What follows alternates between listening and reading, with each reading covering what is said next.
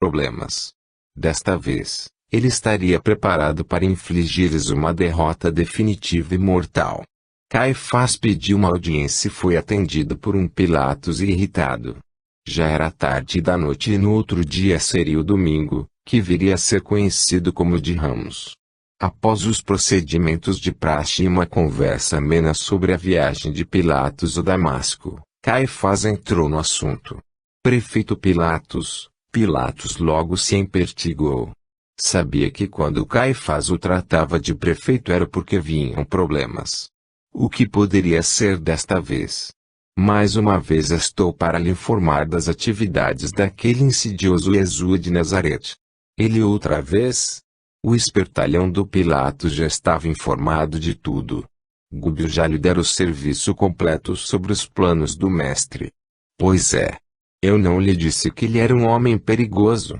Agora, esse egípcio, cheio de artes mágicas, pretende trazer uma imensa multidão para o Pessache e obrigar o Sanhedrin a aceitá-lo como rei de Israel.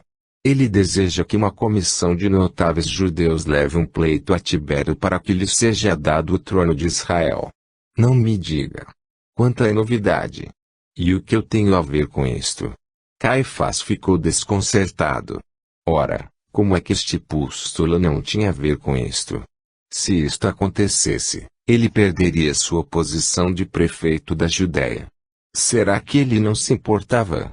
Mas, se ele se tornar rei de Israel, você perderá a sua prefeitura.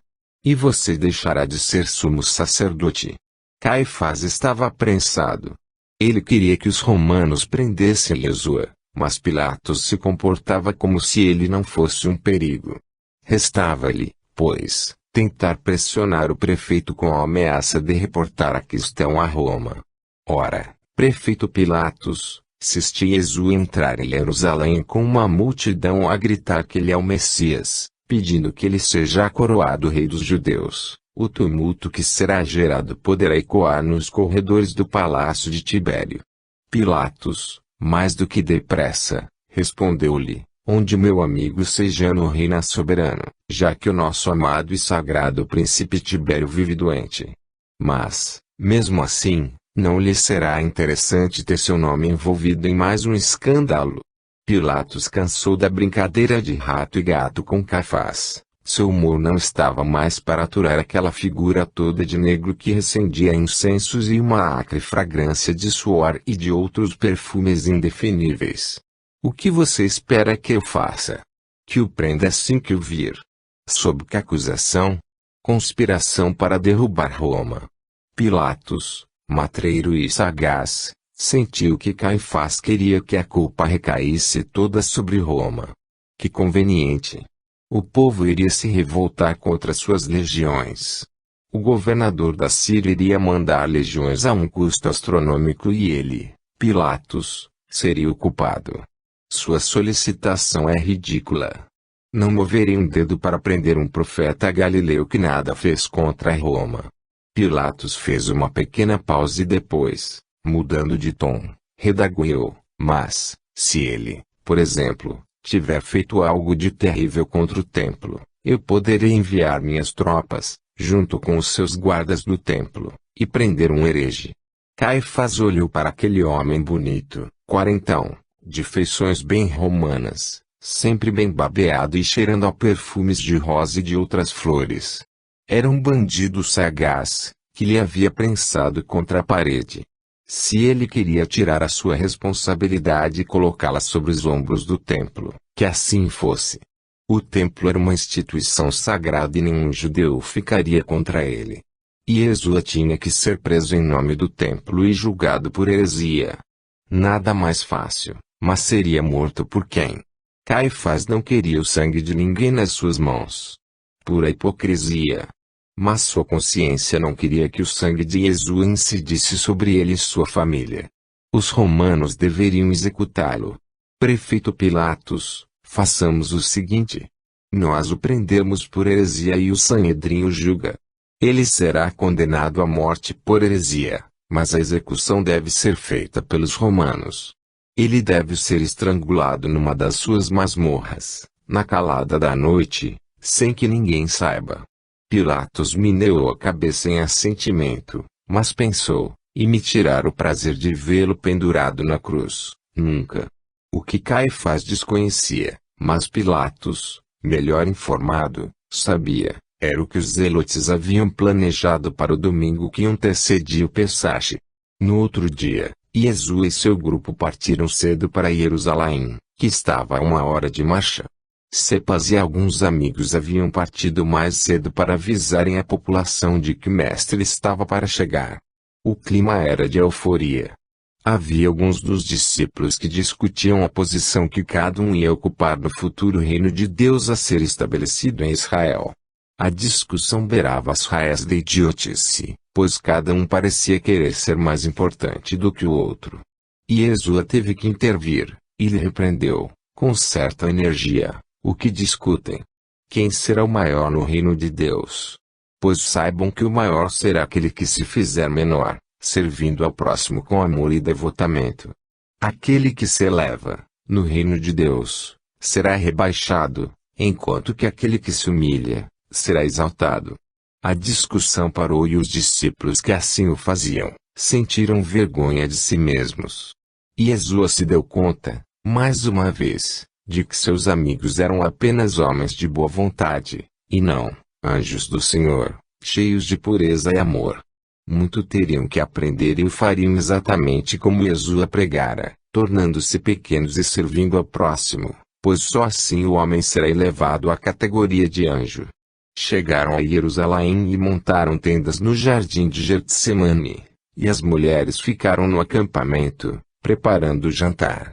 E Jesua, ciente de que sua doutrina precisava do beneplácito final do templo, queria que sua entrada em Jerusalém fosse a mais triunfal possível, a mais espetacular que já se vira. Desta forma, o Sanhedrin saberia que ele estava com um apoio popular formidável. Às 9 horas da manhã, Jesua mandou que trouxessem um burrico e montou. Entrou pela porta dourada que dava para o pórtico de Salomão. Uma multidão de mais de 80.000 pessoas estava à sua espera. Eles carregavam palmas e ovacionavam com real sinceridade. Muitos haviam sido curados ou tiveram parentes e amigos sarados pelo poder de Jesua. Outros o amavam porque conseguiram oportunidades de prosperidade e de justiça junto aos senhores das aldeias. Os arautos de Jesua haviam feito um bom trabalho e a multidão gritava palavras de ordem, aclamando Jesua como rei de Israel, o novo Davi, o Messias. A aclamação era de tal ordem que, imediatamente, o comandante da fortaleza Antônia colocou 2 centúrias em alerta máximo, expedindo-os para as entradas já fortemente guardadas. Os sacerdotes do templo ficaram fortemente apreensivos com os movimentos de tropa romanos e enviaram um dos seus observadores para ver do que se tratava. A balbúrdia se tornara maior à medida que Jesua, a pé, começou a entrar no pátio dos gentios, tendo passado pelo pórtico de Salomão. Subitamente, como se tivesse sido perfeitamente orquestrado, e na realidade o foi, um grande grupo de homens, mais de 5.000, atacou a fortaleza Antônia, que ficava ao lado do templo. A confusão que se seguiu destruiu completamente os planos de Jesua, pois os zelotes, aproveitando-se de sua ida a Jerusalém, atacaram os romanos. Agora sua missão havia malogrado de fato, e no meio do tumulto, das lutas que se seguiram e da chuva de flechas, Jesua foi literalmente arrastado para fora do átrio dos gentios, por Cepas, para a segurança da casa de Eusébio de Arimateia. Quando os arautos da Boa Nova chegaram a Betsur, Josafá de Betsur ficou empolgado. Conhecia Jesua pessoalmente do tempo em que havia frequentado o acampamento do Batista, no Rio Jordão, mas não via nele o Messias. Ele era por demais manso e milagreiro para ser o forte guerreiro que livraria Israel dos romanos.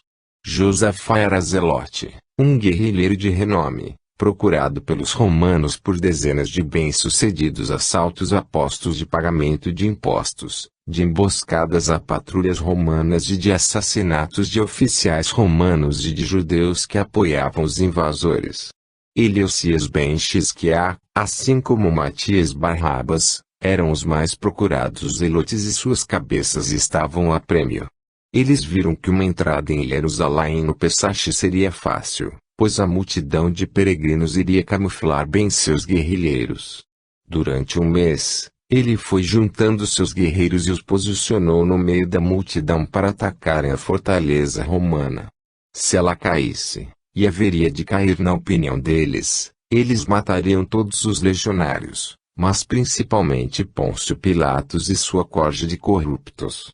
Tomando a fortaleza, os demais postos cairiam facilmente por falta de comando. Naquele mesmo mês, Josafá enviou um mensageiro ao rei Parto Vologese, informando-o de que haveria uma grande rebelião em terras da Judéia, e se ele pudesse atacar a Síria, teria um grande triunfo, pois os romanos estariam enfraquecidos. Vologese recebeu o mensageiro de Josafá e aqueceu em atacar os romanos na Síria, e o estafeta voltou com a confirmação de que os partos atacariam Damasco.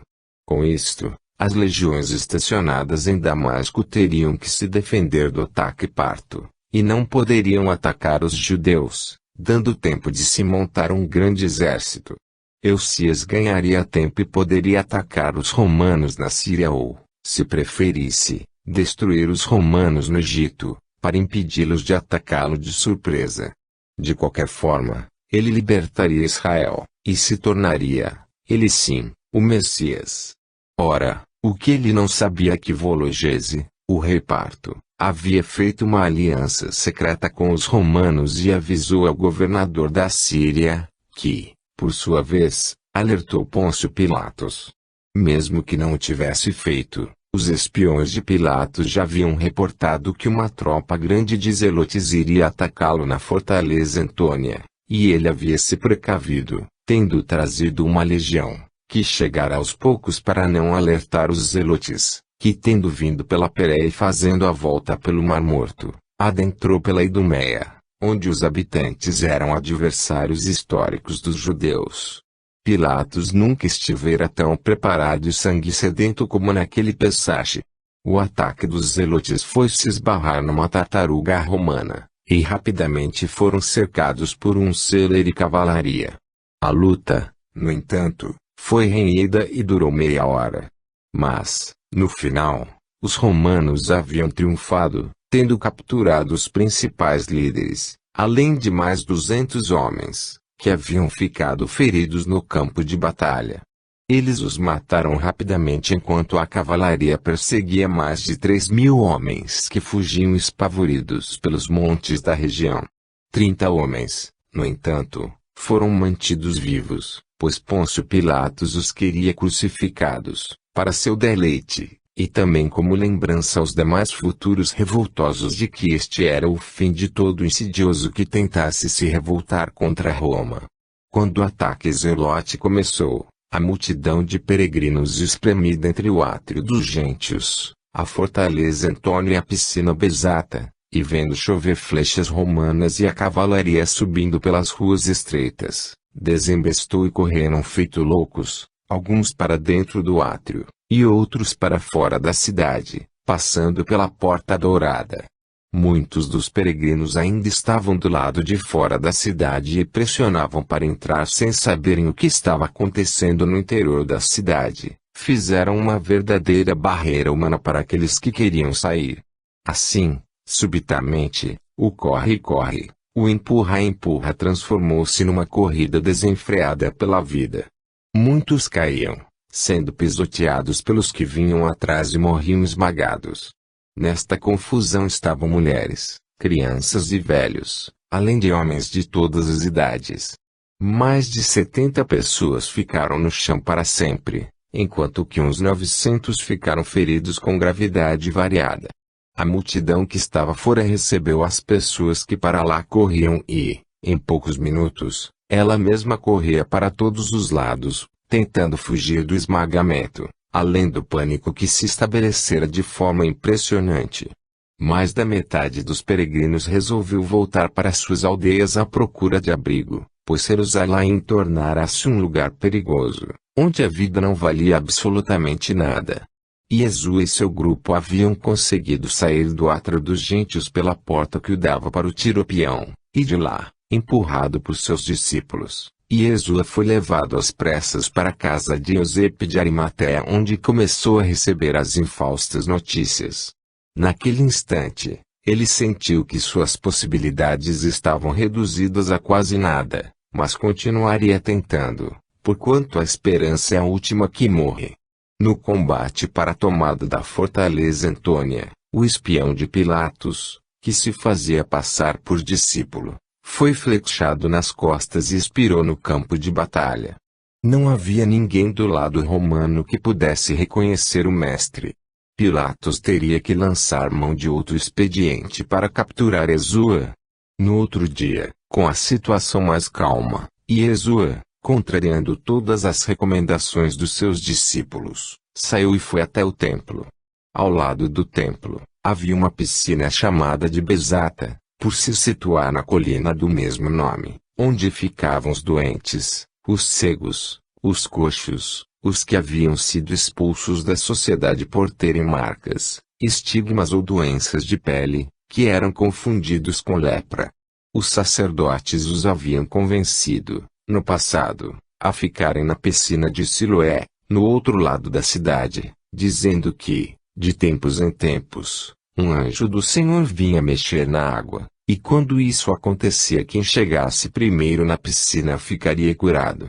No entanto, tanto a pequena piscina de Siloé como a piscina antiga, ao lado da primeira, eram pequenas demais para o número de doentes. Fizeram, portanto, uma piscina maior, a de Bezata, e lá ficavam os doentes mais recentes, enquanto os mais velhos ficavam estacionados na de Siloé. Ao saberem que Yeshua estava no átrio dos gentios, eles se dirigiram para lá, atravessando a porta das ovelhas. Em breve, uma multidão de aleijados, surdos, mudos, doentes de todas as espécies tomava conta do átrio. Sua presença naquele lugar não era de todo permitida. Yeshua abdicou de falar sobre sua doutrina para se dedicar aos doentes, que com sua presença, afastou alguns seguidores menos ardorosos e mais temerosos do contágio. Desta forma, Yeshua passou o resto da manhã e grande parte da tarde, curando pessoas no átrio dos gentios. No final da tarde, alguns sacerdotes de elevada hierarquia vieram falar com ele. Em alguns, havia curiosidade e em outros, despeito. Deste modo, um deles, ao aproximar-se dele, indagou de forma brusca: com que autoridade você faz essas curas? E é necessária a autorização de alguém para se fazer o bem? Não creio que você faça o bem. Alguns desses doentes não ficaram curados, e você infunde neles uma falsa esperança de ficarem sádios. Quando descobrirem que continuam tão doentes quanto antes, ficarão desesperados e todo o bem se tornará em mal. Não sou eu que os curo. Somente Deus pode realmente curar. No entanto, infundo neles mais do que falsas esperanças. Eu os certifico de que eles são pessoas íntegras, cidadãos como quaisquer outros. Deste modo, eu abro o caminho para suas próprias redenções. Para os judeus daquela época, uma pessoa doente, especialmente os surdos mudos, xereche, era legalmente incapacitada. Yeshua infundia-lhes a ideia de que não eram incapazes por serem ou estarem doentes. Ele lhes dava responsabilidades e trabalho adequado a cada caso. Esta atividade abria-lhes as portas da cura, transformando homens lesados em seres ativos e úteis. O que você diz é um absurdo. A lei determina que são incapazes e assim o são. Mas isso não os impede de trabalharem, de se tornarem úteis e de procurarem a cura através de um processo ativo, e não apenas passivo, como um milagre de um anjo tocando a piscina ou a imposição de mãos de um taumaturgo. Eu não faço nada mais do que afirmar que eles também são filhos muito queridos do Pai Celestial. Os sacerdotes tiveram que se calar. A multidão já se pronunciava a favor de Yeshua. Saíram do local, enfurecidos, haviam sido vencidos numa discussão pública.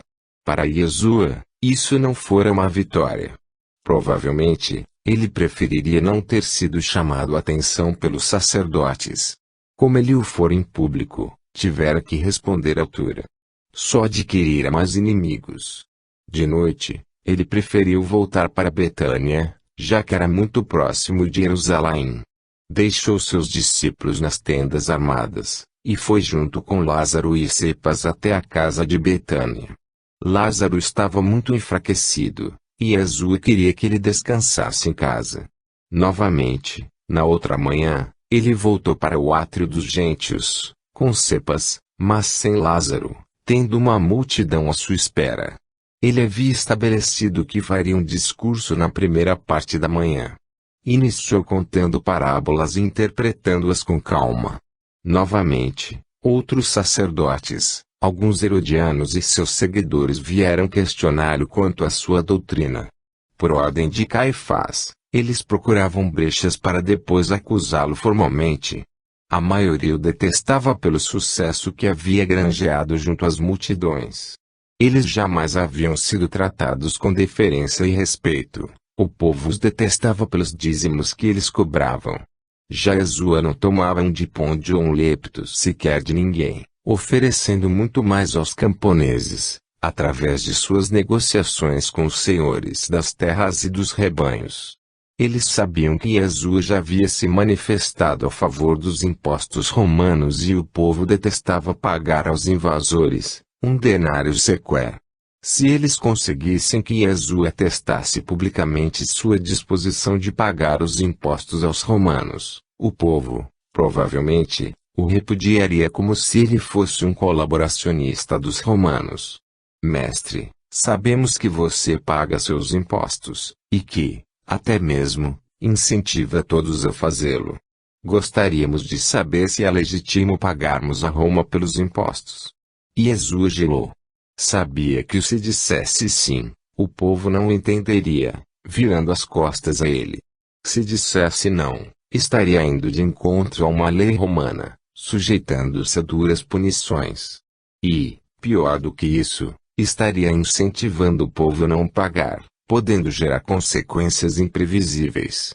E Jesua irritou-se contra esse questionamento, que o colocava em situação embaraçosa perante os seus seguidores. Deste modo, com uma carranca, respondeu-lhe com voz soturna: Por que você me tenta? Não conhece a lei romana? Por acaso nas moedas que circulam na nossa terra não existe a efígie de César? Não há por acaso também impostos que devem ser pagos ao templo? Se um imposto é justo, o outro também deve sê-lo. Se uma lei é cumprida porque pertence a Deus, a outra que pertence aos homens também deve sê-lo. Por acaso você deseja revogar o dízimo que se paga aos sacerdotes? Claro que não. Então que se continue pagando a César o que é devido a César e ao templo que é de Deus. Para uma audiência composta de gnarus, a resposta confusa e longa de Jesua deixou dúvidas, e o que lança sombras na mente dos simples é logo esquecido. Em hipótese alguma, Jesua mandava separar as coisas da terra das coisas do céu. Ninguém melhor do que ele sabia que o mundo espiritual e o físico encontram-se enredados numa teia de causas e efeitos que não permitia dizer quando um terminava e o outro começava. Um dos saduceus que estava próximo resolveu colocar um enigma para o mestre. Mestre, Moshe nos afirmou que se um homem morrer sem filhos, seu irmão deve se casar com a viúva e gerar-lhe filhos, que levarão o nome do falecido marido.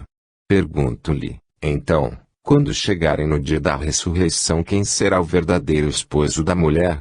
É preciso entender que, no mundo espiritual, as pessoas são como anjos do céu. Não haverá nem marido, nem esposa. Todos serão irmãos e filhos de um mesmo pai. Um outro veio incomodá-lo com perguntas tolas e sem sentido. E Jesua resignava-se em responder, esforçando-se em não perder a compostura. Elevava os olhos ao céu, procurando acalmar-se. Abominava este tipo de interrogatório imbecil, onde as pessoas perdiam tempo em questionar os outros de forma tão ostensiva para ver se conseguia marcar um ponto na discussão. Vã vitória, inútil contenda, construção de palavras levadas pelos ventos, sabedoria oca dos arrogantes. Yeshua estava cansado destas sandices infantis. No meio de uma pergunta que já se pronunciava idiota, ele virou-se e interrompeu, dizendo: peço que me perdoem, os doentes da piscina de Siloé me esperam. Deu as costas e foi embora com seus discípulos. Quando estava quase saindo, um dos sacerdotes gritou, desafiador: diga-nos se você é ou não o Messias. E Yeshua parou. Esta era uma pergunta que precisava de uma resposta. Naquele momento, a multidão que o acompanhava estancou e um silêncio sepulcral se fez. Quem era esse homem? Seria realmente o Messias? Yeshua olhou-os e perguntou: o que é o Messias? Um homem ou um anjo? Deverá ser o escolhido para retirar da terra os perversos, os criminosos, os trisloucados, os gananciosos, os corruptos. Deverá ser o que irá retirar o Yetzirah, a inclinação para o mal, do mundo. Deverá ser aquele que levará os demônios para o inferno de um outro mundo. Então ele será um anjo que ainda há de vir. Esse Messias deverá vir num futuro reservado por Deus. A vinda será precedida de grandes guerras, de cataclismos jamais vistos, de perseguições religiosas, de mortandade e de ignomínia jamais suportadas pelos homens. Haverá, nessa época, a separação dos bons e dos maus, assim como se separa o trigo do joio, lançando o que não presta no fogo do inferno, onde haverá choro e ranger de dentes. Os ouvintes estavam com os olhos arregalados. Será que Yeshua estava prevendo sua segunda vinda? No entanto, se o Messias é um homem que fala da bondade, da providência e da justiça de Deus, incentivando os homens a se tornarem seres realmente humanos e a estabelecerem um reino de justiça na terra, então, esse homem sou eu? Se isso for ser o ungido, o escolhido, então eu sou o Messias. Finalmente, ele havia confirmado que era o escolhido para ensinar os homens uma nova moral, a do amor. Caberia, agora, aos homens, aceitarem esses ensinamentos, ou repudiá-los. O sacerdote, então, perguntou-lhe: quais são as provas que você apresenta? As minhas obras. Julgue um homem pelas suas obras. Observem que os coxos andam, os cegos veem, os insanos ficam livres dos seus demônios e os mortos ressuscitam. Que provas querem mais, ó homens de pouca fé? Suas últimas palavras foram num tom melancólico, quase tão baixo que só os que estavam mais perto escutaram. Deu as costas e saiu pela Basílica Real em direção à piscina de Siloé, passando por Ofel e Sião, bairros da Velha Jerusalém. E Yeshua passou parte da tarde atendendo os doentes da piscina de Siloé. Cepas afastou-se e conversou com os demais discípulos, e lhes afirmou: eu escutei quando ele falou que voltaria no final dos tempos para julgar os bons e maus. Ele foi categórico, afirmando que o Messias voltaria no final dos tempos para destruir Satã. Ele irá retirar a inclinação do mal dos homens, e os transformará em anjos do céu. Talma, que estava ao lado de Yeshua, retrucou, dizendo que não fora isso que lhe falara. Tentou explicar, mas Cepas cortou a palavra abruptamente, dizendo que ele escutara muito bem que Yeshua prometera voltar para julgar os bons e maus, destruindo o mundo com fogo e guerras jamais vistas. Não fora isso que Yeshua falara. Ele falava do segundo Messias, o ser espiritual que seria o coordenador do expurgo dos terrestres para outro planeta, em futuro distante, assim como Varuna fora escolhido o Messias de Atlante. No entanto, este conhecimento era por demais profundo para aqueles homens simples. Ficaria mais fácil entender que Yeshua voltaria no fim dos tempos para instituir o Olam Ectares Ba. Ficaram esperando pela destruição da terra e pela segunda vinda de Yeshua por quase todas as suas vidas. Talma calou-se, não adiantava discutir com Cepas, só ele entendia o irmão na sua totalidade. Foi só Yeshua sair que um grupo de romanos adentrava o átrio para prender Yeshua, mas ele já havia saído. Isto aconteceria por 2 vezes, pois até os espiões avisaram os romanos, E o tribuno Gúbio dará ordem para prendê-lo, organizarem um grupo de captura, saírem da fortaleza Antônia e adentrarem o átrio. Perdiam-se quase 40 minutos, o que dava oportunidade de Jesua não ser preso. Mas ele não sabia que o estavam perseguindo. Naquela noite, na casa de Eusébio de Arimateia, o principal da casa procurou-o para conversar. Fazia muitos anos que os dois não ficavam a sós e que não trocavam impressões. E Jesua não estava particularmente feliz, via que o seu plano fora arruinado. Em sua mente, no entanto, ele já elaborava outras opções, mas que demandaria mais tempo para serem executadas. Eusébio se aproximou e começou a conversar com Jesua. Inicialmente falaram de coisas tolas e vãs como só há de acontecer quando se procura o repouso da mente. Poucos minutos depois, Eusébio de Arimateia entrou no assunto principal. Vejo que você está muito amuado. Será que foi por causa do ataque dos zelotes à fortaleza Antônia? Em parte sim, pois achei aquele ataque extemporâneo e desnecessário. Tenho muito receio da reação dos romanos. Saiba que estão atrás de você. Por enquanto você está seguro, pois eles não o conhecem, e no meio da multidão, você é mais um do nosso povo. No entanto, você deveria partir para o Egito e ficar com os terapeutas. E Jesua o atalhou gentilmente. Não, o meu lugar é aqui. Ficarei aqui até atingir meu objetivo. Mas, que mal lhe pergunte, qual é o seu objetivo? O trono de Israel. A resposta de Jesua foi tão desconcertante que o copo de vinho batizado com água, que Eusébio de Arimateia segurava, caiu de sua mão, tilintando no mármore da varanda interna da casa. Eusébio levou alguns segundos para voltar a ser senhor de si, atoleimado, lhe perguntar, o trono de Israel. E Jesua, com um ar tranquilo, lhe respondeu, eu sou o Messias e da família de Davi. Como tal, o trono de Israel cabe a mim. E Jesua, ao perceber que seu amigo estava profundamente chocado e confuso, explicou-lhe, desde o início de minha missão, eu me propus a trazer o reino de Deus à minha terra. Meu plano era de mudar as relações de trabalho, trazer progresso aos desvalidos, mostrando um outro caminho para os homens. Além disto, eu tratei de esclarecer aos meus irmãos que o reino de Deus também está dentro de nós. Para mudar uma sociedade, é preciso mudar os homens, mudar as leis, os costumes ainda bárbaros e os governantes ainda tão egoístas. E Jesua tomou um longo hausto de ar e prosseguiu. Meu ideal era fundar um reino de paz e de justiça, com o império completo do amor.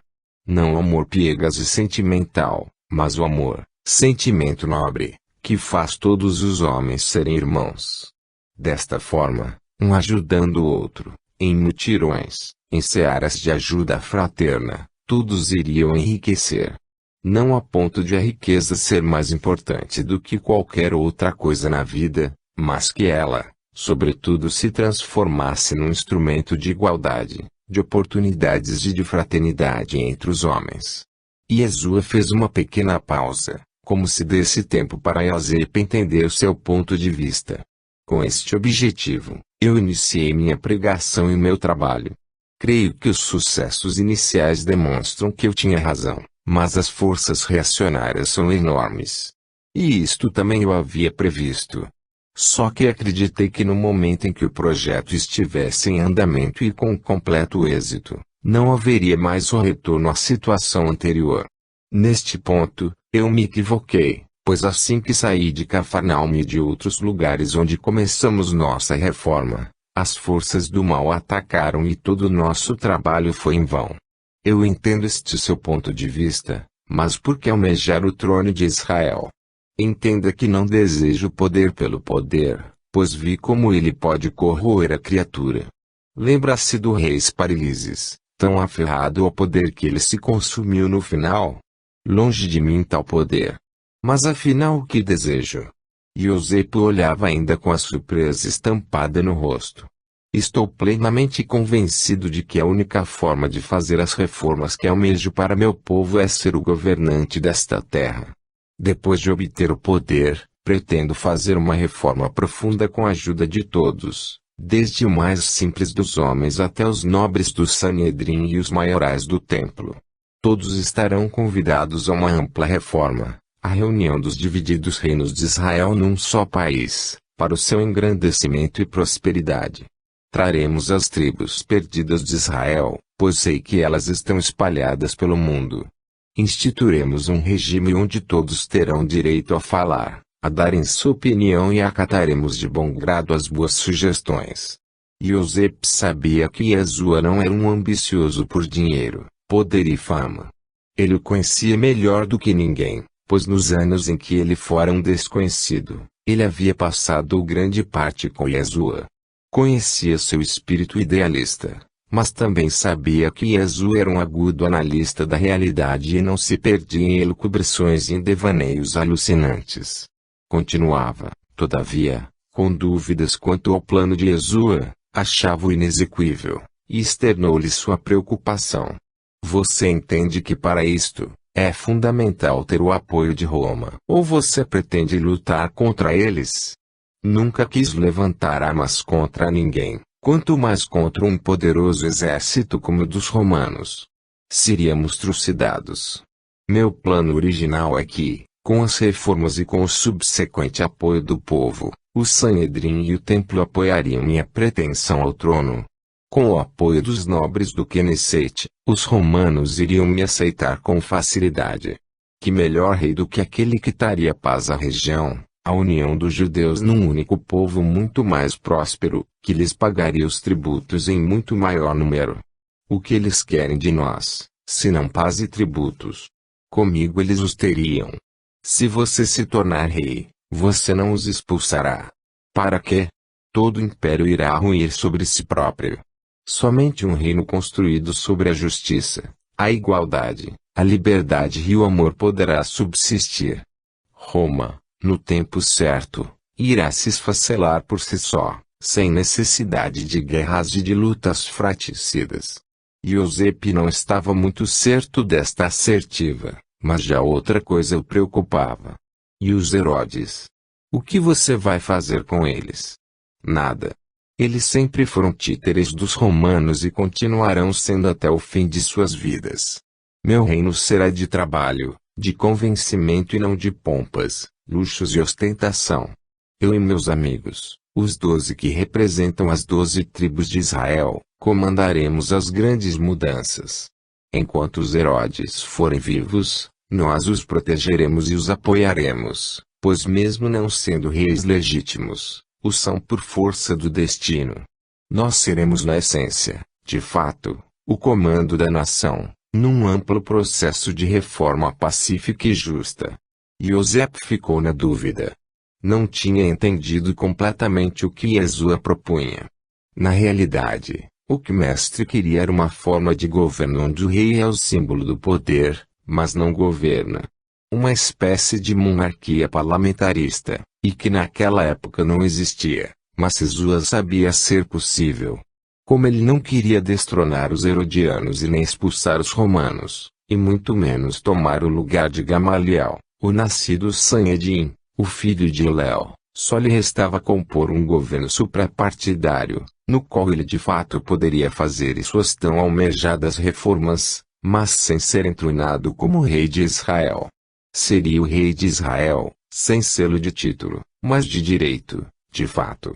Para alguém entender o que Yeshua queria era preciso se lembrar de que para o mestre não havia distinção entre o mundo espiritual e o mundo físico.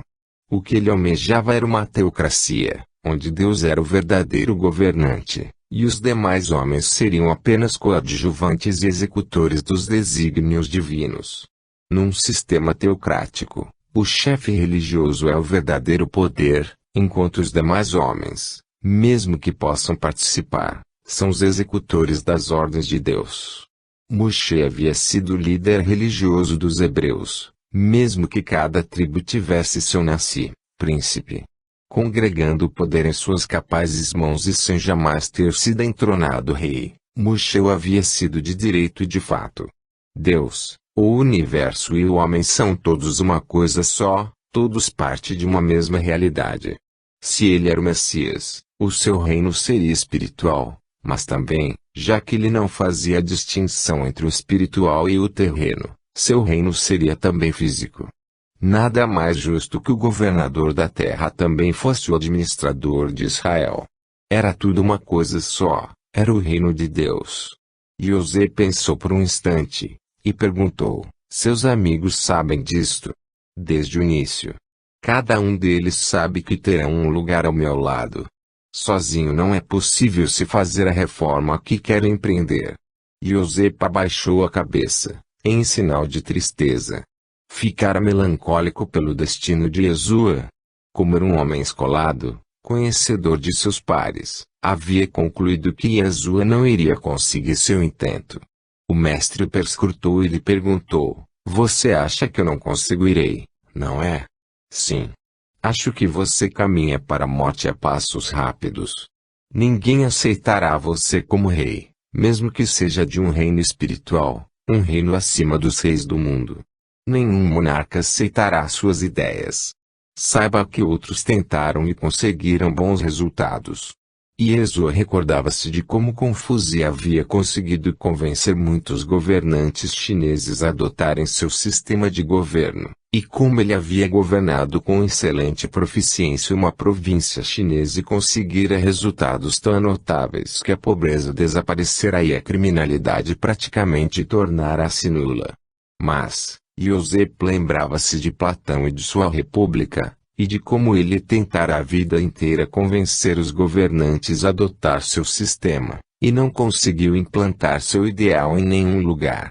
A conversa iria prosseguir, mas foi interrompida por Miriam de Magdala, que vinha à procura do mestre, para lhe oferecer as cepipes, pois para ela seu amado espiritual sempre se alimentava mal, uma atitude típica de mãe judia, sempre a cuidar em excesso de sua prole. No outro dia, 13º dia de Nissan, Jerusalém estava em festa. E Jesua desfilou entre os pobres no átrio dos gentios, assim como no átrio dos sacerdotes. Havia sido convidado por um deles que acreditava ser Jesua um grande profeta e queria sua opinião sobre um trecho da lei. No entanto, seu espírito estava deprimido. Seu plano havia fracassado por conta daquele ataque à fortaleza Antônia e seus ensinamentos foram herméticos e aparentemente duros. Ele falou que o reino de Deus era ganho pelos solitários e que era preciso que se odiassem pai e mãe para ser seu discípulo. Ele disse ao populacho que eles deviam ser transeuntes, e mais, falou que destruiria aquela casa e que ninguém seria capaz de reconstruí-la. Estranhas palavras de difícil interpretação. Somente Talma entendeu o significado de cada frase. O reino de Deus é tanto um estado de direito como um estado espiritual interno. Exige grandes mudanças de atitude, forte vontade de decisão e uma ação permanente para que o espírito se modifique. Por mais que haja estímulos da comunidade, é uma atividade individual, solitária, pessoal e intransferível, portanto só um solitário ingressa no reino de Deus. Aquele que ama a tradição, que não deseja mudanças, aquilo que é ensinado há milhares de anos pelos pais e mães, numa atitude imobilista, não irá jamais se modificar. É necessário repelir os velhos ensinamentos e colocar em sua mente novas atitudes, novos ensinamentos. Era uma atitude permanente, incessante, exaustiva de mudança interior. Aquele que se aferra às coisas do mundo, e lhes dá valor exagerado, querendo locupletar-se com todas as coisas, objetos e situações, irá encontrar enorme dificuldade em se modificar e entrar no reino de Deus. Era preciso para isso ser um transeunte, que passeia pelas coisas do mundo, as admira, mas não se apega a nada, pois sabe que está de passagem, nada podendo levar consigo a não ser a beleza que suas retinas fixaram. A sociedade deve estar em constante mudança, sempre oferecendo melhores condições aos seus membros. Uma sociedade estagnada não oferece mudanças importantes, interiores, nem permite que seus membros a modifiquem. Os ensinamentos de Jesua vinham derrubar os velhos prédios de intolerância racial, de desigualdade de classes e de superioridade aparente de um sobre o outro. No momento em que sua sociedade, casa, fosse derrubada, nada poderia reconstruí-la, pois o próprio movimento de mudança acarretaria uma sinergia fantástica, alterando para sempre a estrutura arcaica anterior. Os romanos o queriam preso, mas não sabiam reconhecê-lo no meio de uma multidão de judeus. Por mais que o tivessem descrito, no meio do populacho, ele não se destacava a ponto de ser facilmente reconhecido. Pilatos estava ficando impaciente. Ele já tinha prendido os principais chefes zelotes, mas queria Iesua. Para ele, mesmo sabendo que o mestre não liderara o ataque à fortaleza Antônia, Iesua fora indiretamente responsável. Essa mania de ser Messias e querer o trono de Israel, na opinião de Pilatos, era intolerável. O dia escoou lentamente até que o sol começou a se pôr. Era o dia do Seder, 13º de Nissan. Iesua reuniu seu grupo e deslocaram-se em direção à casa de Eusébio de Arimateia, que os havia convidado para passarem a ceia do Seder em sua casa. Iesua havia aceito de bom grado, estava exausto. Betânia, nessa hora, parecia estar situada no outro lado do mundo enquanto que a mansão de Eusébio de Arimateia era logo ali perto. Dirigiram-se para lá, acrescidos de Jacob, irmão de Iesua, que seria chamado mais tarde de Jacob, o justo, pois agora ele também estava convencido de que seu irmão era o Messias. Na véspera, as pessoas haviam feito a cerimônia do Bedicat Chamês, onde todos procuravam por migalhas de pão levedado, já que não se poderia ter uma única migalha deste tipo de alimento na casa. Naquela noite, iam comer o matzá, o pão ázimo. Sem saber ainda, esta era a última ceia do mestre com seus amigos. Estavam sentados à mesa mais de 22 pessoas, entre elas, Eusébio de Arimateia. Iuda Iscariotes não era um discípulo qualquer. Ele fora admitido pelo mestre no seu seleto grupo, pois era um homem que entendia muito das finanças do reino, tendo trabalhado com os romanos e com os homens do templo. Era um homem refinado que falava muito bem, expressando-se com facilidade em aramaico, grego e latim. Conhecia as escrituras e fora um dos discípulos mais organizados de Iesua. Trabalhava em conjunto com Talme e administrava as viagens dos discípulos itinerantes, assim como dos obreiros que viajavam por toda a Galiléia e a Judéia. Ele fazia parte do grupo de Talma, era também um dos poucos intelectuais do grupo que entendiam o mestre. Além de ser um homem do mundo, Iuda Iscariotes era também um político de mão cheia. Sabia as intenções do mestre e apoiava a decisão, não só porque acreditava que Iesua era de fato o Messias, mas também porque sabia que ele próprio iria ocupar um lugar de proeminência na corte de Iesua.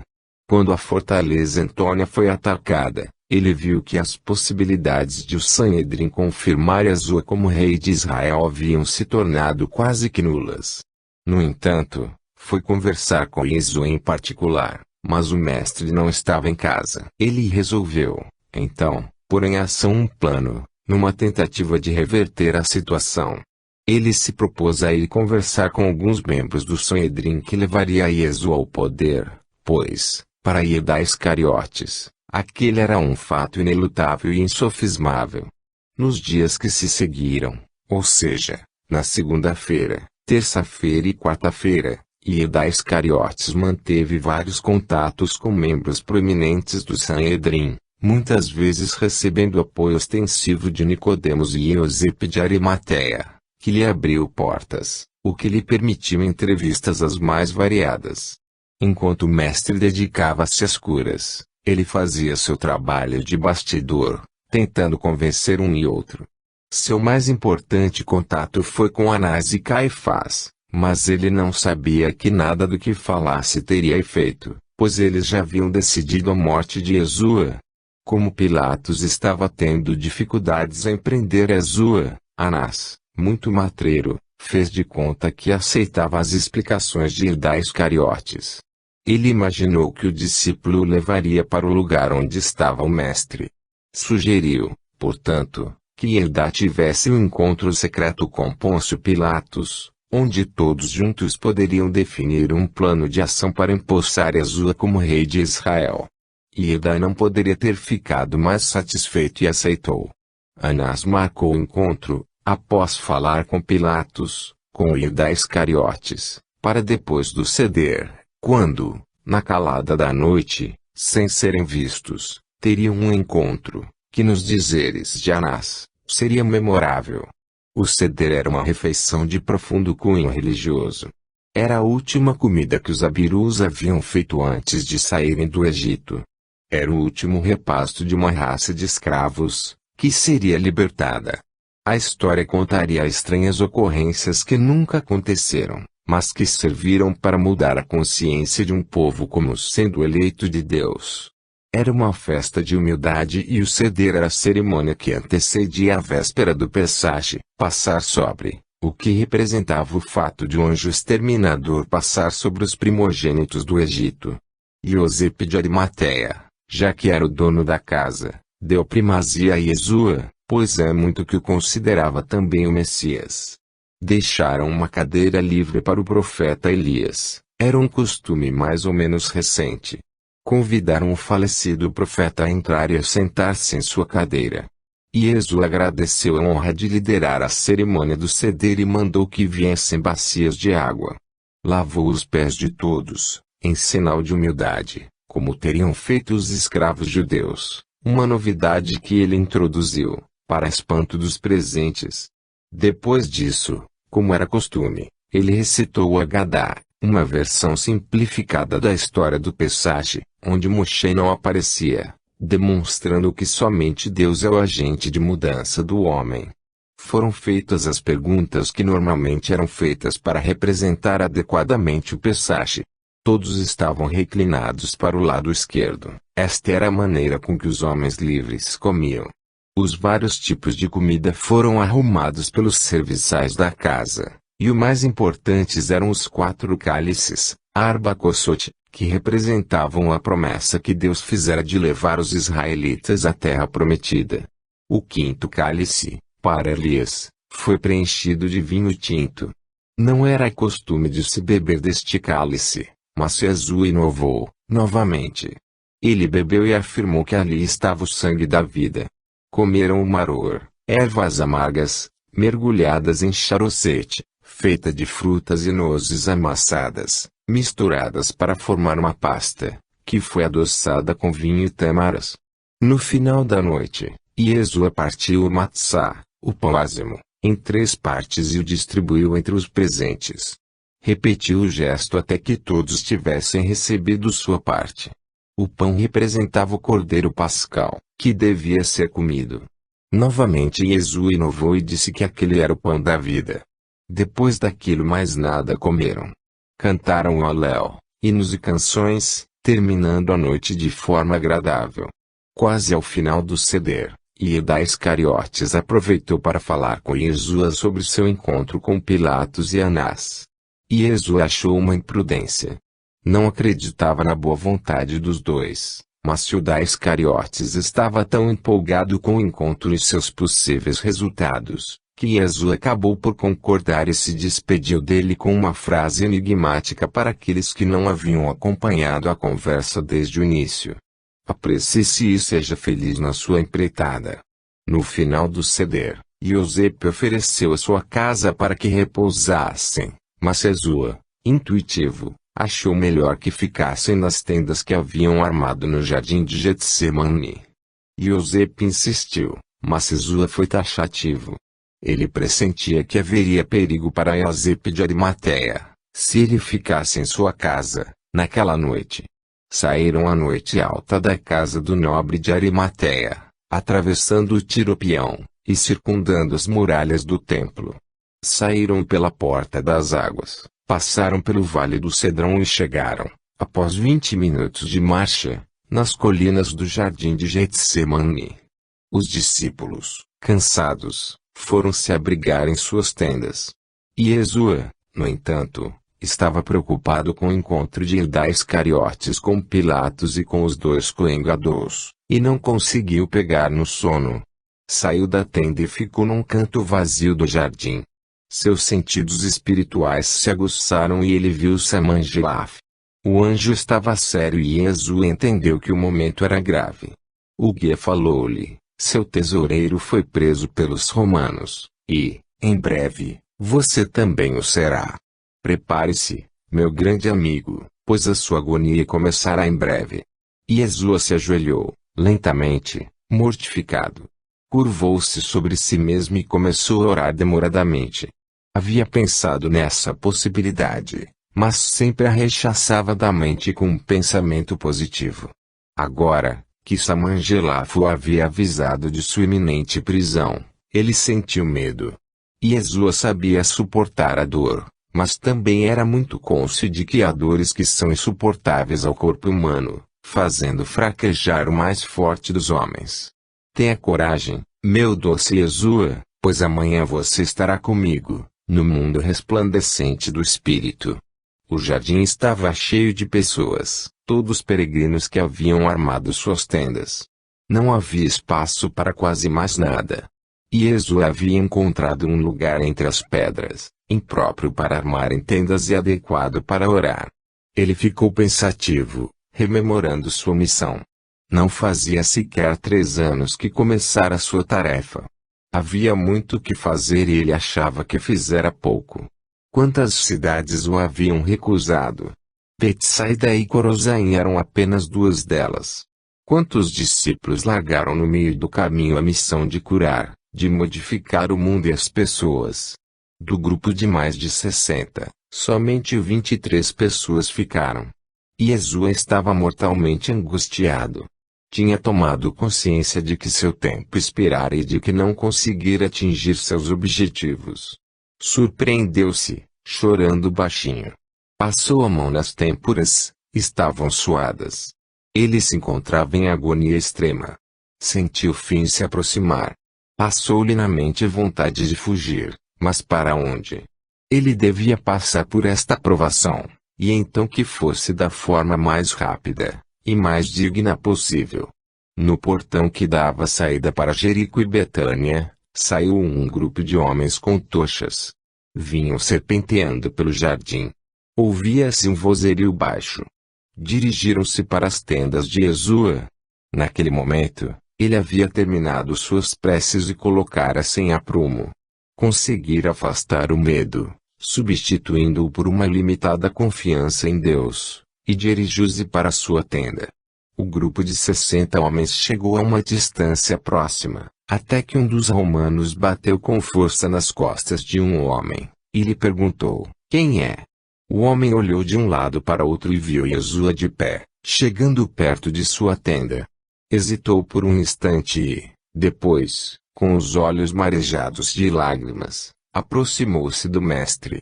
Era Iuda Iscariotes com uma tropa mista de romanos e guardas do templo. Abraçou-se ao mestre e, chorando, disse-lhe com uma voz embargada de emoção: perdão, perdão, mestre, me perdoe, pelo amor de Deus. Eu não tive outra opção senão essa.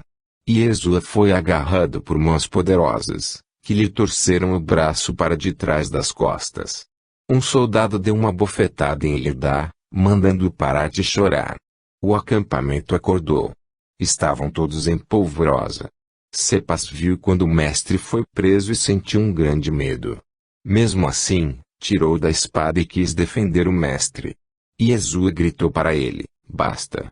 Não façam isso. Embainhem suas espadas. Fujam.